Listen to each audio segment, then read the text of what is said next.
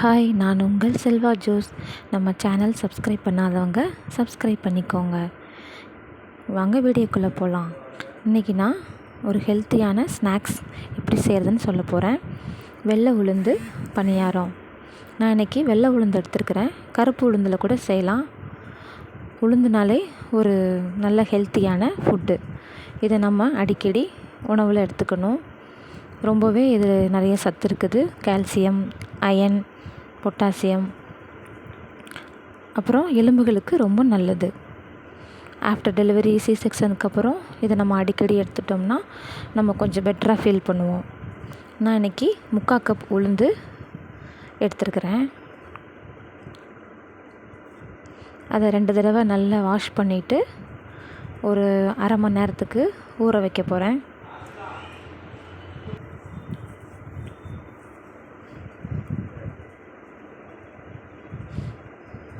நல்லா ஊற வச்சதுக்கப்புறம் ஒரு அரை மணி நேரம் கழித்து இதை பார்த்து நல்லா ஊறிடுச்சு. இப்போ அதை ஒரு மிக்ஸி ஜாரில் நம்ம மாற்ற போகிறோம்.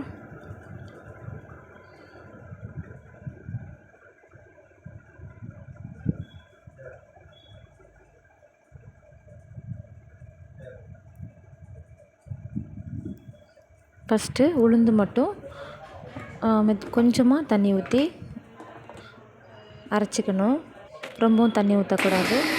ஃபஸ்ட்டு உளுந்து மட்டும் ஃபைன் பேஸ்ட்டாக கொஞ்சம் அரைச்சிச்சு.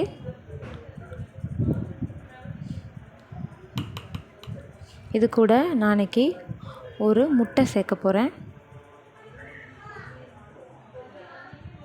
அது கூட ஒரு 3 ஏலக்காய். அது கூட இனிப்புக்காண்டி நான் நாட்டு சர்க்கரை போட்டிருக்கிறேன். உங்களுக்கு எவ்வளோ இனிப்பு வேணுமோ அவ்வளோ சேர்த்துக்கலாம். நான் இன்றைக்கி 3/4 கப்புக்கு ஒரு 7 ஸ்பூன் நாட்டு சர்க்கரை போட்டேன். நல்லா அரைச்சி எடுத்துக்கிட்டேன். அப்புறம் பணியாரக்கல்லை நல்லா சூடு பண்ணி அதில் நான் நெய் அப்ளை பண்ணுறேன். நீங்கள் ஆயில் கூட அப்ளை பண்ணிக்கலாம். நம்மளுக்கு எது பெஸ்ட்டோ அது பண்ணிக்கலாம். நெய் நல்லா எல்லா பக்கமும் அப்ளை பண்ணிவிட்டு இந்த அரைச்சி வச்சுருக்கிற உளுந்து பேஸ்ட்டை நம்ம அதில் ஊற்றணும். இது நம்ம லோ ஃப்ளேம்லேயே பண்ணிக்கலாம். இல்லாட்டி சீக்கிரம் அது பிடிச்சிரும் அடியில். நல்லா நெய் ஊற்றணும். அப்போ தான் நல்ல முறுவலாக நல்லா வரும்.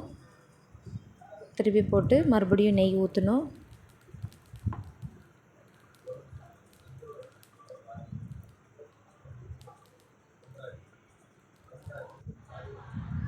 நல்லாவே வெந்து வந்துருச்சு.